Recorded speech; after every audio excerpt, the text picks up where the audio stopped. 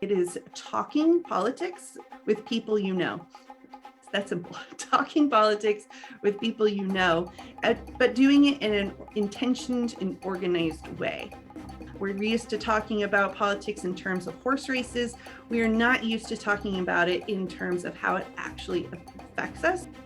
That's power. That is political power right there.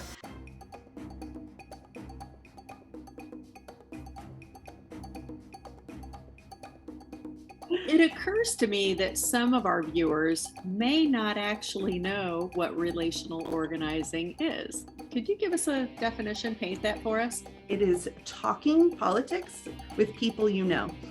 It's that simple. Talking politics with people you know, but doing it in an intentioned and organized way. So we walk people through first how to talk politics with people in a very effective way. That is doing some good self-reflection to find out what is that drive, what's driving you, and putting with the words to it for those values that are really driving you underneath. Coming up with those stories, those personal stories about, again, what is driving you, and how does politics, how does this stuff really walk into your life, walk into your home, walk into your body, how to speak about politics in that way. We're not used to doing that. We're used to turning on cable news or a favorite podcast and hearing about what's happening in DC. We're used to talking about politics in terms of horse races.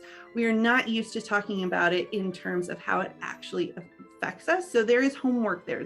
That takes time to develop and to really be thinking about speaking in terms of how this stuff really walks into your house and walks into your body. I like to say it's this, like, unless Joe Biden walks into your house, you don't get to talk about Joe Biden. You talk about politics and how it relates, to you personally. So that's one piece of homework. The other piece of homework is that list of people that you know. So that's the organizing side to it. Is, you can call it your Christmas card list or make a list of all those people because then that's being organized. That's going through and intentionally talking to everybody that and talking to them about politics in this way. And then the big thing is that about when you're talking politics with people is you're not actually the one doing the talking.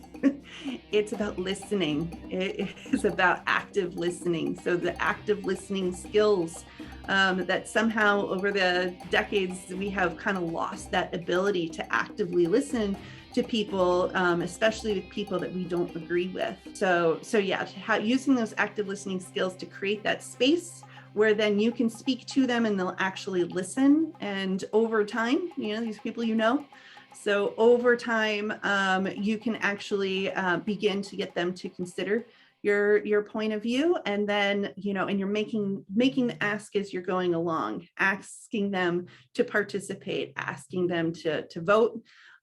Most so many people don't vote. We have so many non-voters in the US, and you got even less, such a small percentage of people that volunteer for a campaign or even donate. So it's getting it so people feel that they can be listened to, and then they understand politics a little bit better, and then asking them, inviting them in to participate, and doing all this in a very organized manner. So back in the day, Pete had a website where we would, keep all the data on, type in people's names and their reactions. You can do that on a piece of paper. I've switched from doing doing Pete's campaign and Biden's campaign to doing local campaigns. So like I did a mayor's race in Fort Collins to help Janie Arndt to become our new mayor. And you can take that list of people that you have and you bring it to that mayor's race and say, I can deliver you 40 people, 40 voters. That's power. That is political power right there.